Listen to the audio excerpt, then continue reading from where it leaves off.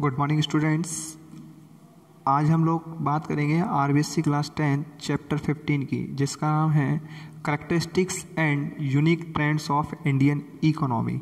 कि हमारी जो इंडियन इकोनॉमी है उसके अंदर उसकी क्या क्या करैक्टरिस्टिक्स हैं और क्या क्या यूनिक ट्रेंड्स हैं जो हमारी इंडियन इकोनॉमी के अंदर हम लोगों को देखने को मिलते हैं। ठीक है, तो सबसे पहले अगर हम बात करते हैं बेटा इंडियन इकोनॉमी, देखो किसी भी देश की अगर इकोनॉमी की हम कंट्री की बात करते हैं तो आप लोगों ने देखा है कि हम दो ही तरीके से बात करते हैं। हम बोलते हैं ना कि वो जैसे अमेरिका है, कि अमेरिका हो गया, चाइना हो गया, जापान हो गया, कि इन देशों की जो इकोनॉमी है वो डेवलप्ड इकोनॉमी है।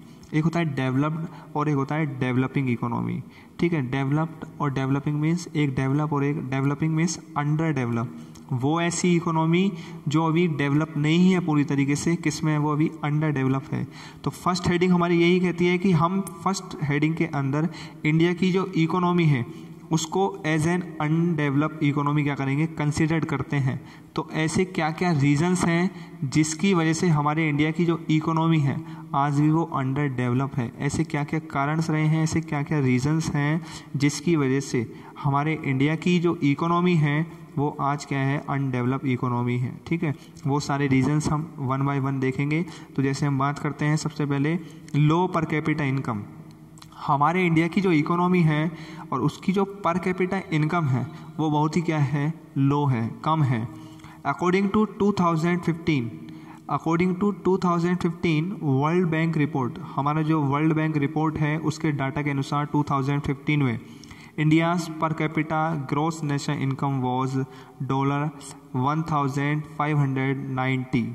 ये हमारे इंडिया की per capita gross national income थी, जो इंडियन रुपीज़ में कितनी होती है, 1,33,050। ठीक है, ये हमारी इतने करेंसी के इक्वल है, इतने रुपीज़ के क्या है, हमारे इक्वल है। और इंडिया इस डाटा के अनुसार कितने रैंक पे आती है, 170 रैंक पे हमारी आती है। ठीक है, ये पर कैपिटा इनकम की बात थी। नेक्स्ट हम बात करते हैं दूसरा जो आता है low quality of life. India के अंदर अगर हम बात करते हैं तो आज ज़रूरी नहीं है कि हर एक व्यक्ति स्टैंडर्ड लाइफ को क्या कर रहा हो, सर्वाइव कर रहा हो। आज भी बहुत सारे लोग ऐसे हैं जो अपनी लाइफ में माइजरेबल कंडीशंस को फेस कर रहे हैं।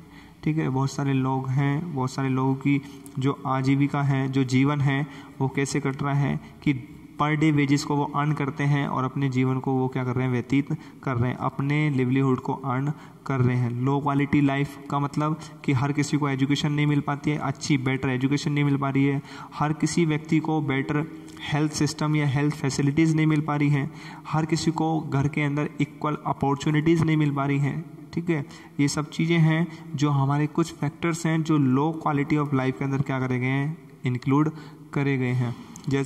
जैसे education level is very low, जो एजुकेशन लेवल की हम बात करते हैं वो भी क्या है, लो है। हेल्थ क्वालिटी की बात करते हैं तो आज क्या है, वो भी लो है। लेकिन अगर हम एज कंपेयर करते हैं अपने इंडिया को पहले की इकोनॉमी से, तो आज हम लोग अपने इकोनॉमी के अंदर बहुत फिर भी और पहली से ज़्यादा क्या कर चुके हैं, डेवलप कर चुके हैं। तीसरी हम बात करते हैं बेटा पॉवर्टी की। इंडिया के अंदर सबसे बड़ी जो प्रॉब्लम है अंडर डेवलप की वो है पॉवर्टी, गरीबी।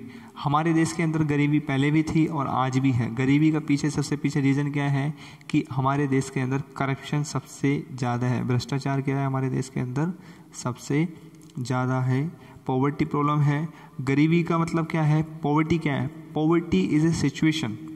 बेसिकली पॉवर्टी क्या है, पॉवर्टी एक ऐसी स्थिति है, एक ऐसी सिचुएशन है जिसके अंदर लोग अपनी लाइफ को सर्वाइव करने के लिए जो बेसिक नीड्स की आवश्यकता होती है उसको भी पूरा नहीं कर पाता है, उसको भी पूरी तरीके से फैसिलिटी या जो चीज़ों की आवश्यकता है उसको भी गेन नहीं कर पाता है। एक बार इसकी डेफिनेशन में बता देता हूँ आप लोगों को पॉवर्टी की।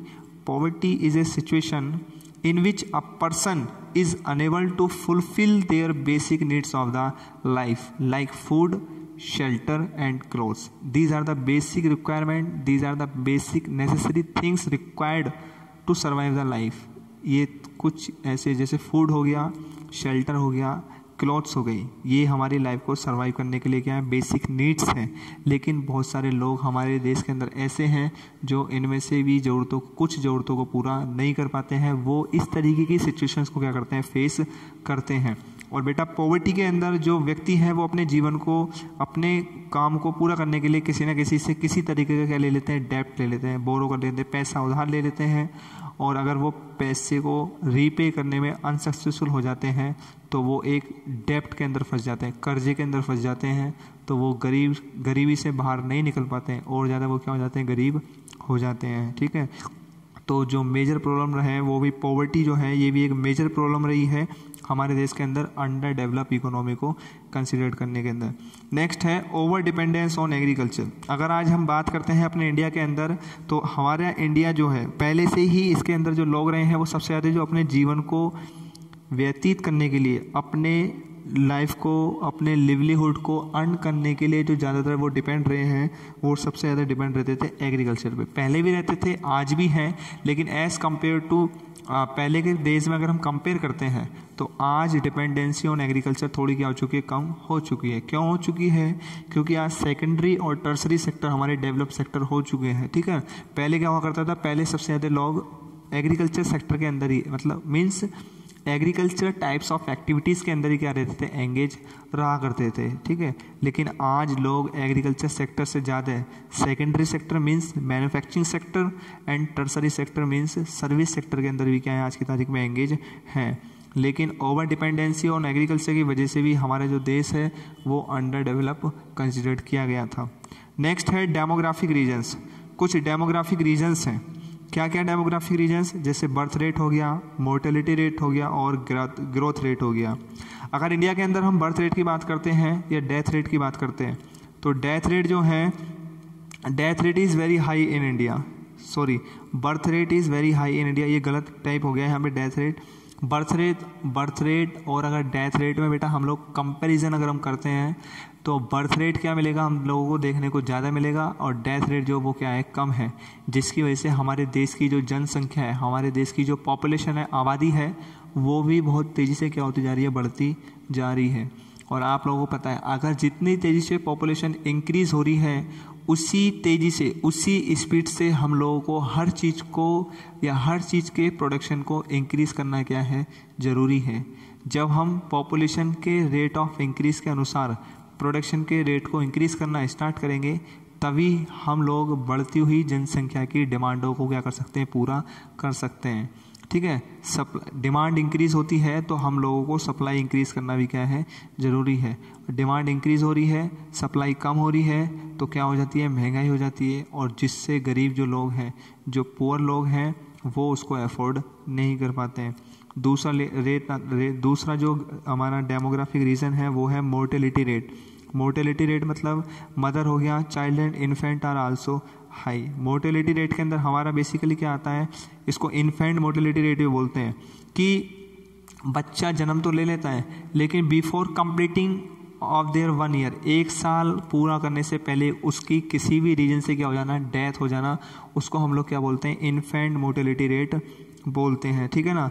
और इसमें मदर का क्या वो करा गया है, मदर का इसलिए से इंक्लूड करा गया है कि मदर को भी प्रॉपर न्यूट्रिएंट, प्रॉपर मिनरल्स नहीं मिल पाते हैं ड्यूरिंग द प्रेगनेंसी या after the delivery of the pregnant women. जो उसको रिक्वायरमेंट होती है, पोस्चर की रिक्वायरमेंट होती है, वो भी उसको नहीं मिल पाते हैं और due to the deficiency of the minerals, proteins and the posture, mother भी क्या हो जाती है, कभी कभी डेथ हो जाती है। ठीक है।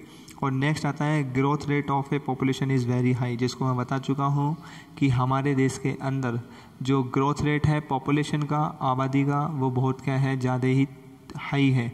ठीक है, जिसकी वजह से ये भी रीज़न है अंडर डेवलप का। नेक्स्ट है अनएम्प्लॉयमेंट प्रॉब्लम। अनएम्प्लॉयमेंट प्रॉब्लम क्या है, बेरोजगारी। अनएम्प्लॉयमेंट मतलब क्या होता है, बेरोजगारी।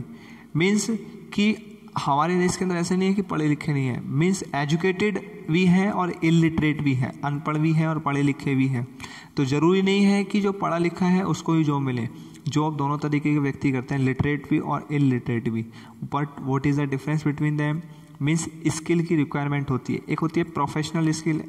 ऐसा नहीं है कि जो इलिटरेट है उसके पास स्किल नहीं होती हैं, स्किल्स होती हैं, उसको वर्क करने की स्किल्स पता होती हैं कि ये वर्क कैसे कर सकता है। लेकिन जो लिटरेट होता है बेटा, जो एजुकेटेड पर्सन होता है, उसके पास कुछ प्रोफेशनल स्किल्स होती हैं, ठीक है, और इलिटरेट के पास वो प्रोफेशनल स्किल्स नहीं होती हैं।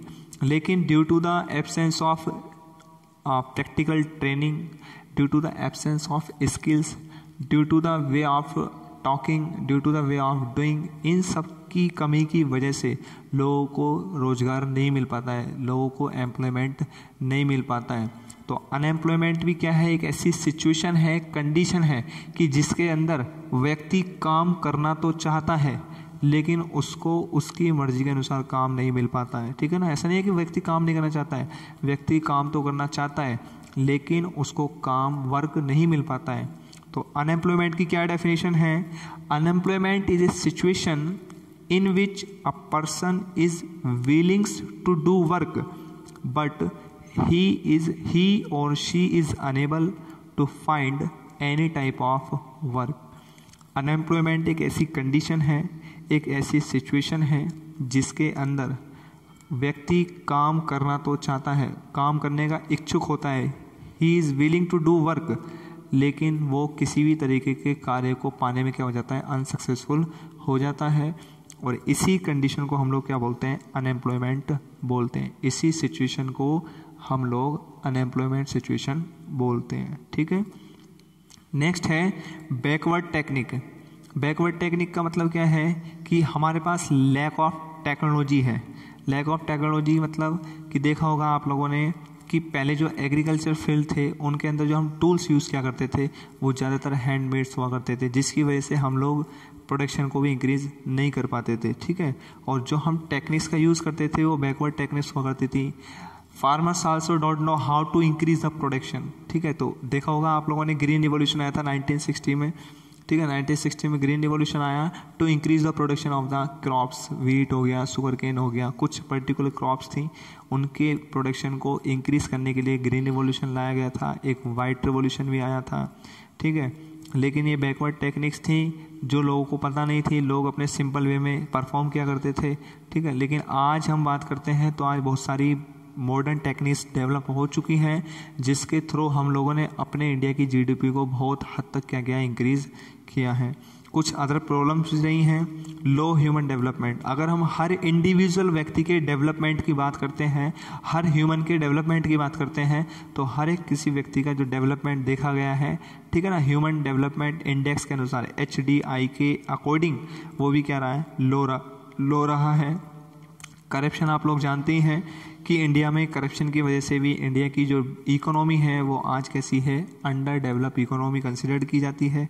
और weak foundation structure, weak foundation structure का मतलब क्या है कि किसी भी चीज़ को करने की जो फाउंडेशन है इंडिया के अंदर, कोई भी जो प्लान है, जो प्लान्स को या जो स्कीम्स हैं या पॉलिसीज़ हैं उनको डिज़ाइन तो किया जाता है, बनाया तो जाता है, लेकिन जिस पर्टिकुलर टारगेट के लिए उस स्कीम को या उस पॉलिसी को डिज़ाइन किया गया है उन लोगों को उस स्कीम का या पॉलिसी का फ़ायदा उन लोगों को नहीं मिल पाता है, जिसकी वजह से गरीब को जब उस पॉलिसीज़ का फ़ायदा नहीं मिल पा रहा है तो गरीब ही रहेगा। और जो बीच के लोग होते हैं, जो व्यक्ति इंटरमीडिएटर होते हैं, वो उन पॉलिसीज़ का या स्कीम्स का क्या उठाते हैं, बेनिफिट उठा लेते हैं, ठीक है। तो इस चीज़ की भी क्या है, वीक फाउंडेशन स्ट्रक्चर की भी हमारे इंडियन इकोनॉमी के अंदर क्या है, कमी रही है।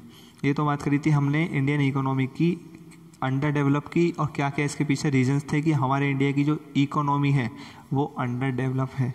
अब नेक्स्ट हेडिंग आती है Indian structure as an undeveloped economy supported factors, कि अगर इंडिया की इकोनॉमी अंडर डेवलप इकोनॉमी है तो ऐसे कौन कौन से फैक्टर्स हैं जो इकोनॉमी को क्या कर सकते हैं, सपोर्ट करते हैं। पहला आता है high growth in national income and per capita income. अब ऐसे फैक्टर्स, अब हम उन फैक्टर्स को रीड कर रहे हैं कि ऐसे कौन कौन से फैक्टर्स हैं जिसने हमारे इंडिया की इकोनॉमी को क्या करा है, सपोर्ट किया है। तो सबसे पहला जो आता है वो आता है नेशनल इनकम और पर कैपिटा इनकम। अगर हम पहले के कंपैरिजन में नेशनल इनकम और पर कैपिटा इनकम को कंपेयर करके देखते हैं तो हम लोगों को हमारी नेशनल इनकम और पर कैपिटा इनकम जो है वो क्या दिखाई देगी, इंक्रीज होती हुई दिखाई देती है। फर्स्ट पॉइंट देखो, ड्यूरिंग द 1950 से 1980 के पीरियड के दौरान developing rate of Indian economy was only 3.5%। 1950 से 1980 पीरियड के बीच दौरान हमारे इंडिया की इकोनॉमी का जो डेवलपिंग रेट था वो 3.5% था। Doctor Radhakrishnan called it Hindu development rate, और डॉक्टर राधाकृष्णन ने इसको हिंदू डेवलपमेंट रेट नाम दिया था, कहा था इसको, ठीक है। नेक्स्ट है ग्रोथ रेट बिटवीन 1991 से 2011। इसमें ग्रोथ रेट हमको देखने को मिला, और ये ग्रोथ रेट कितने परसेंट हो गया था, 8% हो गया था। थर्ड पॉइंट है Indian economy increase at the rate of 6.8% every year. India की जो इकोनॉमी है उसके अंदर हम लोगों को हर साल बढ़ती हुई दिखाई देती है, और कितने परसेंट से, 6.8% एवरी ईयर हमको इंक्रीजमेंट दिखाई देता है। नेक्स्ट पॉइंट है during 11th 5-year plan. 11th 5-year plan जो था, जो 2007 से 2012 के लिए जो प्लान बना था, उस प्लान के दौरान India growth rate is 8%। During that 5-year plan India की जो ग्रोथ रेट था वो कितने परसेंट हो चुका था, 8% हो गया था। नेक्स्ट फैक्टर आता है large and high growing service sector. आज की तारीख में बेटा हम लोग, मैं आप लोगों को पहले भी बताया मैंने आप लोगों को कि 3 सेक्टर हैं हमारे, प्राइमरी सेक्टर, सेकेंडरी सेक्टर और टर्सरी सेक्टर। टर्सरी सेक्टर को ही क्या कहा जाता है, सर्विस सेक्टर कहा जाता है। And service sector is the fastest growing sector. सबसे तेज़ी से जो डेवलपमेंट या सबसे तेज़ी से जो ग्रोथ हुई है वो कौन से सेक्टर में हुई है, वो सर्विस सेक्टर के अंदर हुई है, ठीक है। तो service sector generate about 60% of national income, और हमारे इकोनॉमी, हमारे इंडिया की जो नेशनल इनकम है उसका 60% जो जनरेशन होता है, जो जनरेट होती है, वो only from the tertiary sector, means from the service sector से ही 60% क्या होता है, जनरेशन उसका होता है नेशनल इनकम का, ठीक है। नेक्स्ट है चेंज इन ट्रेड स्ट्रक्चर। पहले जो ट्रेड स्ट्रक्चर था और अब जो प्रेजेंट में हम ट्रेड स्ट्रक्चर यूज़ करते हैं, व्यापार का जो तरीका है उसके अंदर भी क्या है, बदलाव आए हैं। जैसे इन 1951 about 72% workforce means that part of total population of any region or country which is engaged in economic activities। 1951 में अगर हम बात करते हैं तो 72% जो लोग थे ज़्यादातर वो किस तरीके की एक्टिविटीज़ में एंगेज रहते थे, वो लोग इकोनॉमिक एक्टिविटीज़ के अंदर एंगेज रहा करते थे। Means they are engage in related to agriculture activities. तो आप लोगों ने ये भी पढ़ा हुआ है कि 2 तरीके की एक्टिविटीज़ होती हैं, एक इकोनॉमिक एक्टिविटीज़ और एक होती है non economic activities. Economic activities are those activities which are performed to earn the money. Economic activities कौन सी एक्टिविटीज़ होती हैं, वो ऐसी एक्टिविटीज़ जो मनी को अर्न करने के लिए क्या करी जाती हैं, परफॉर्म की जाती हैं। और नॉन इकोनॉमिक एक्टिविटीज़ क्या होती हैं, those activities which are performed to fulfil our basic needs. हम अपनी ज़रूरतों के लिए जो चीज़ों को प्रोड्यूस करते हैं, जनरेट करते हैं, ठीक है, उसके अंदर मनी को अर्न करने के लिए हमारा एम नहीं होता है, तो वो जो एक्टिविटीज़ हैं वो हमारी कौन सी एक्टिविटीज़ होती हैं, वो हमारी नॉन इकोनॉमिक एक्टिविटीज़ होती हैं। सेकेंड पॉइंट क्या कहता है, today over half of the working force of India working in industrial and service sector.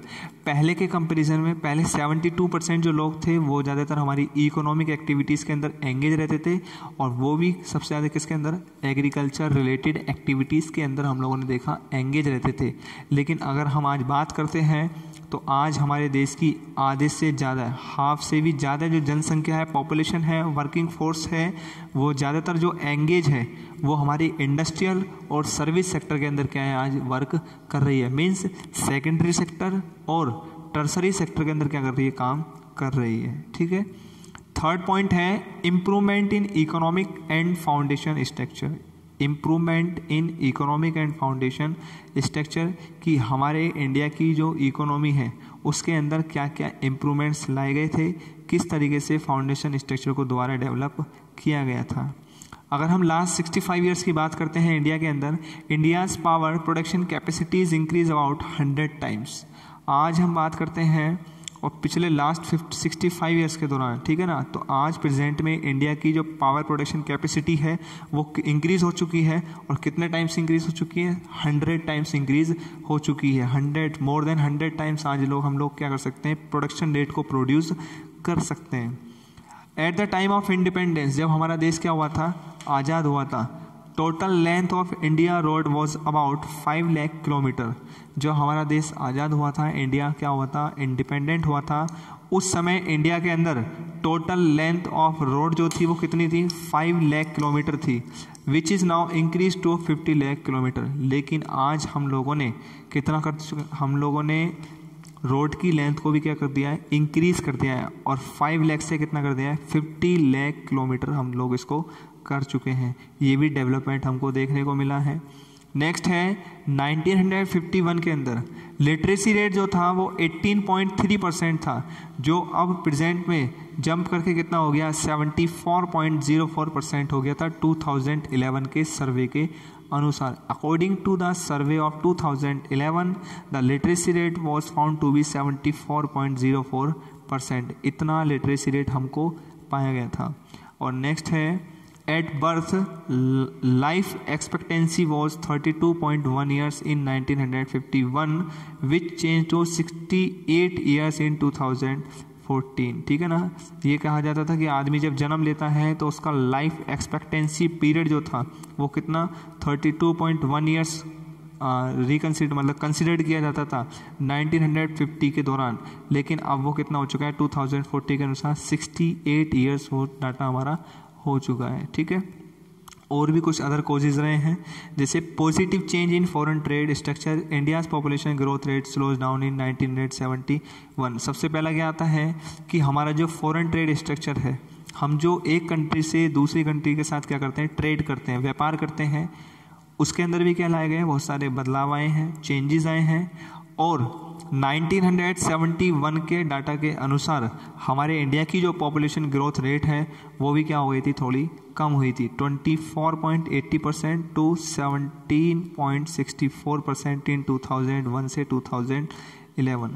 Means 1971 के अंदर पॉपुलेशन रेट जो था वो 24.80% था, लेकिन according to the survey of 2001 to 2011 के अनुसार पॉपुलेशन ग्रोथ रेट कितना हो गया था, 17.64% हो गया था। इसका मतलब कि पॉपुलेशन ग्रोथ रेट भी क्या हो गया, हमारा कम हो गया था। नेक्स्ट है HDI human development index prepared by the United nation, UNDP हम इसको बोलते हैं, यूनाइटेड नेशन डेवलपमेंट प्रोग्राम। इसके द्वारा इसको क्या करा गया था, बनाया गया था, प्रिपेयर किया गया था 2009 के अंदर बेसिकली। ठीक है, ये था, तो जिससे हम लोग ह्यूमन के डेवलपमेंट को क्या कर सकते थे, मेजर कर सकते थे। नेक्स्ट है balance of payment. Balance of payment का मतलब क्या है कि जितना भी हम लोग पर ईयर में, ईयर के अंदर जितना भी ओवरऑल ट्रांजैक्शन करते हैं किसी भी कंट्री से या किसी भी अकाउंट से, उसका बैलेंस होना क्या है, ज़रूरी है। ठीक है, अगर हमने अपने अकाउंट के अंदर 100 रुपीज़ या सपोज करो 10,000 रुपीज़ क्या करें, डिपॉजिट कराए हैं, अब 10,000 रुपीज़ को हम चाहे तो एक बार में निकाल सकते हैं और चाहे तो हम लोग उसको रुक के निकाल सकते हैं। मतलब एक महीने में निकाल लिया, फिर एक महीना छोड़ के एक महीने बाद, one month after one month, इस तरीके से भी निकाल सकते हैं। लेकिन जब 10,000 रुपये वो पूरी तरीके से बैंक से निकल जाए तो उसका पूरा की पूरा क्या होना चाहिए, बैलेंस भी हमारा बैलेंस सिस्टम होना ज़रूरी है कि भाई हमने 10,000 रुपये निकाले थे, क्या हम पूरे 10,000 रुपये निकाल चुके हैं या नहीं निकाले हैं। पता चला कि हमने निकाले तो है 9,000 रुपये और उसमें दिखाई दे रहा है कि हमने निकाल लिए 10,000 रुपये, तो 1,000 रुपीज़ की इस तरीके से गड़बड़ अगर दिखाई देती है तो उसको हम बैलेंस ऑफ पेमेंट नहीं बोलेंगे। बैलेंस ऑफ पेमेंट उसी को कहा जाता है इक्वल डिपोजिशन इक्वल विड्रॉल। ठीक है, इक्वल ट्रांजेक्शन शो होना।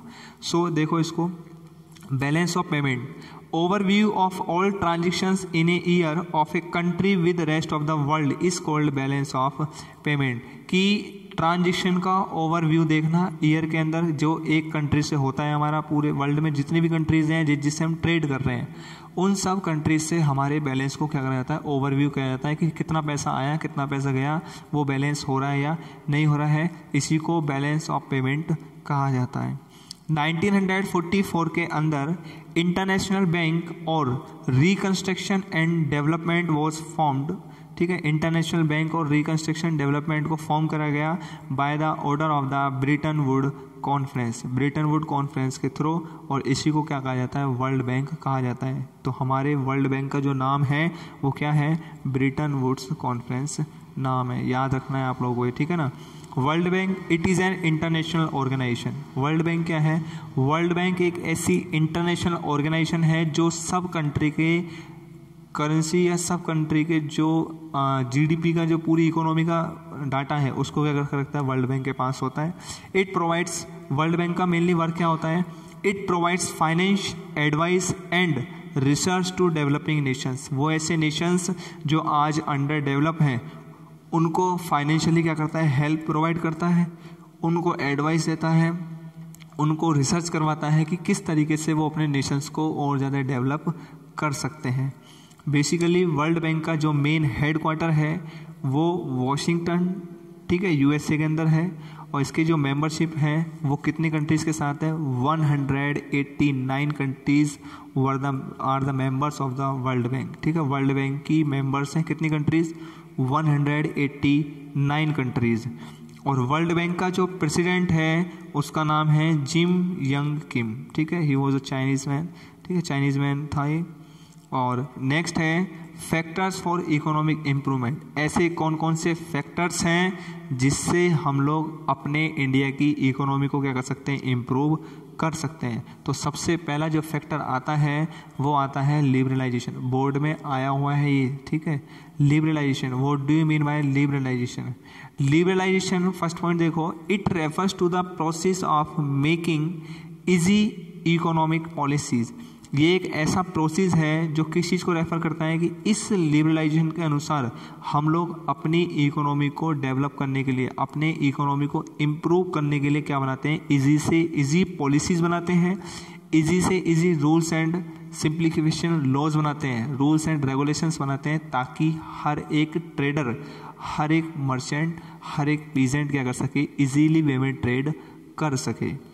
सेकेंड पॉइंट क्या कहता है, 1991 के अंदर अंडर न्यू इकोनॉमिक पॉलिसीज, 1991 में जो इकोनॉमिक पॉलिसीज बनी थी, the government and unwanted controls, उस पॉलिसी के अंदर गवर्नमेंट ने जो अनवांटेड कंट्रोल्स थे उनको ख़त्म कर दिया था, जो रेस्ट्रिक्शंस थी उनको भी ख़त्म कर दिया था, which came to known as liberalisation, और उसी को नाम दिया गया था लिबरलाइजेशन। अगर आपसे पूछा जाता है what do you mean by liberalisation, तो लिबरलाइजेशन के आप लोग लिखोगे the unwanted controls and restrictions, the unwanted controls and restrictions over the trade were ended by the government which is known as liberalisation, और जिसको क्या कहा गया था, लिबरलाइजेशन कहा गया था।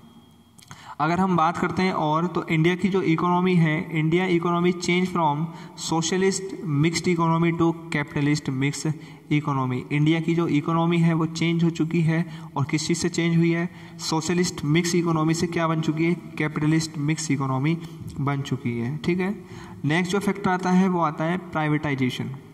प्राइवेटाइजेशन क्या होता है, the process of increasing the role of private sector. वो एक ऐसा प्रोसेस जो प्राइवेट सेक्टर्स के रोल को क्या करता है, इंक्रीज करता है इकोनॉमी के अंदर, उसी को क्या कहा जाता है, प्राइवेटाइजेशन कहा जाता है। जैसे कि आज हम प्रेजेंट में बात करते हैं, आज गवर्नमेंट सेक्टर भी है और प्राइवेट सेक्टर भी है। गवर्नमेंट सेक्टर्स अकेले, गवर्नमेंट सेक्टर हम लोगों की बढ़ती डिमांडों को पूरा नहीं कर सकते हैं, तो आज सबसे ज़्यादा जो डिमांड्स को पूरा कर रहे हैं हमारी, वो प्राइवेट सेक्टर का रोल है। प्राइवेट सेक्टर की जो इंडस्ट्रीज़ हैं, फैक्ट्रीज़ हैं, कंपनीज़ हैं, इन सब का रोल क्या है, आज की तारीख में बढ़ चुका है, ठीक है। और इन प्राइवेट सेक्टर्स के इंक्रीजमेंट को, इकोनॉमी के अंदर जो रोल इंक्रीज हुआ है, इसी को क्या नाम दिया गया है, प्राइवेटाइजेशन नाम दिया गया है।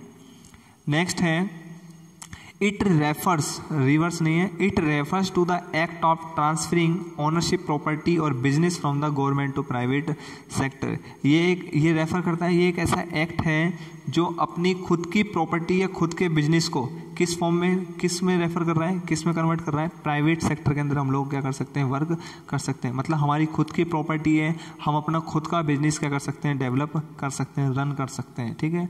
और 1991 के अंदर जो बैरियर्स थे, उन सारे बैरियर्स को प्राइवेट सेक्टर से क्या कर दिया गया था, रिमूव कर दिया गया था।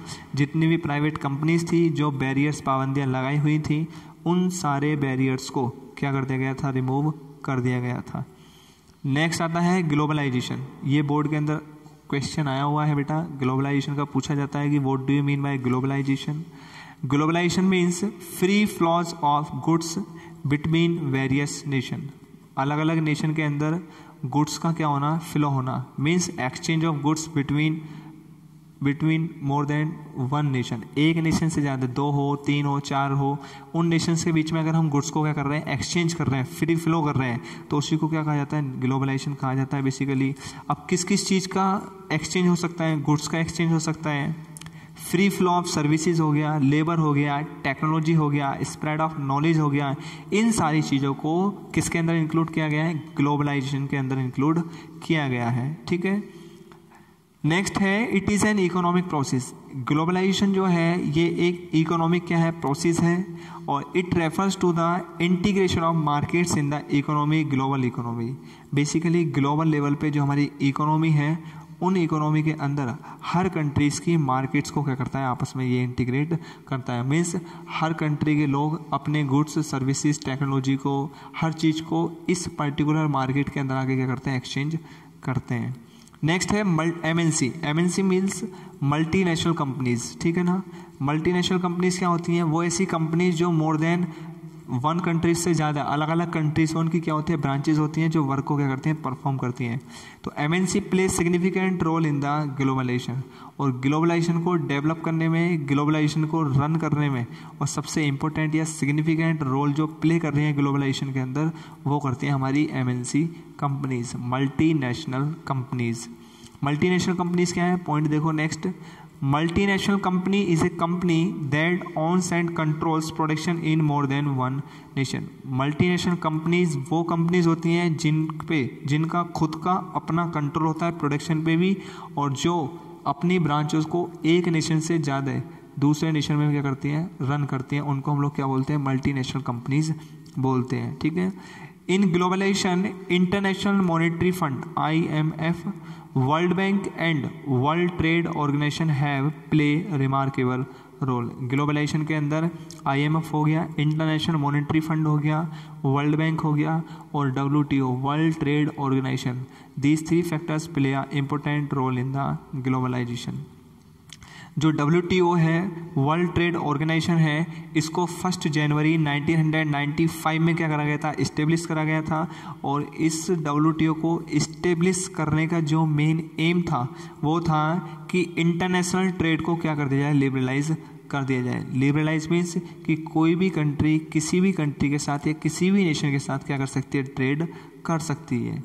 It also helps to solve trending disputes between different nation. अलग अलग नेशंस में जो किसी भी चीज़ को लेकर, बेसिकली ट्रेड्स को लेकर अगर किसी भी तरीके का विवाद होता था, डिस्प्यूट होता था, तो उसको सॉल्व करने में भी WTO क्या करता है, हेल्प करता है।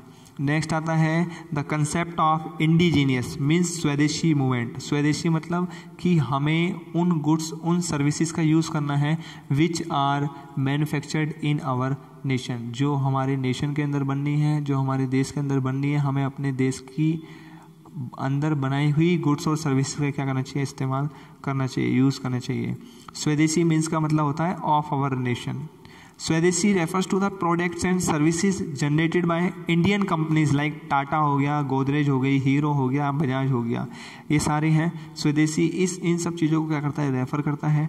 अभी प्रेजेंट में आप लोग देख लो, आत्मनिर्भर, मोदी जी बोलते हैं ना कि आत्मनिर्भर इंडिया, ठीक है ना। अब हमें आत्मनिर्भर मतलब कि हमें उन्हीं सभी चीज़ों का यूज़ करना है जो which are manufactured by the Indian companies, Indian factories, ठीक है, इसी को बोला है।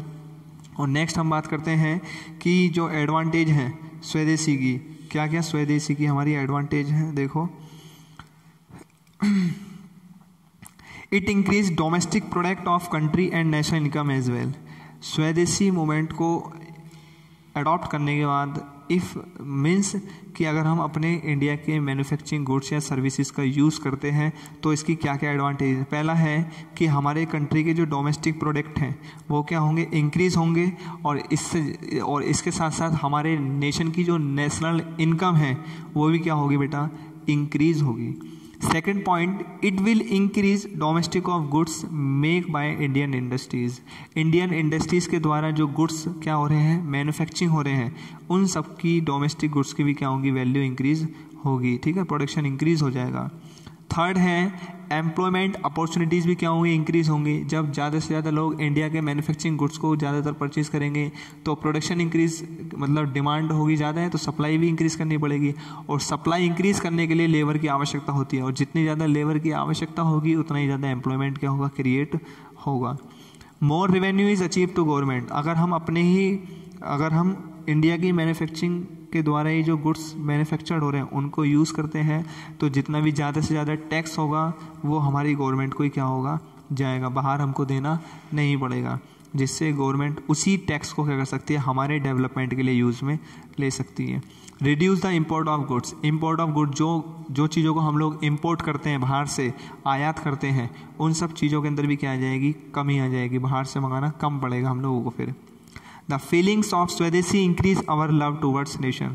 और स्वदेशी गुड्स और प्रोडक्ट्स को यूज़ करने के बाद हमारी जो फीलिंग्स हैं वो भी क्या हो जाएंगी, टूवर्ड्स आवर नेशन क्या हो जाएंगी, लव, हमारा जो प्यार है, हमारा जो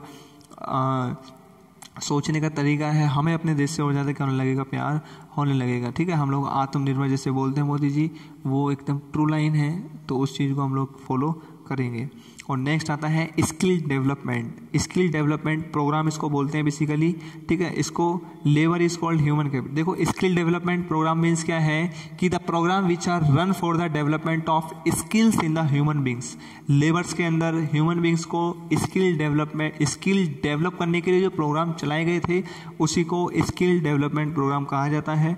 और बेसिकली अगर हम इंडिया के अंदर आज बात करते हैं तो इंडिया के अंदर जो लेबर है उसको ह्यूमन कैपिटल कहा गया है। क्यों? क्योंकि capitals are form by the labour. हर काम जो किया जाता है वो लेबर के द्वारा किया जाता है।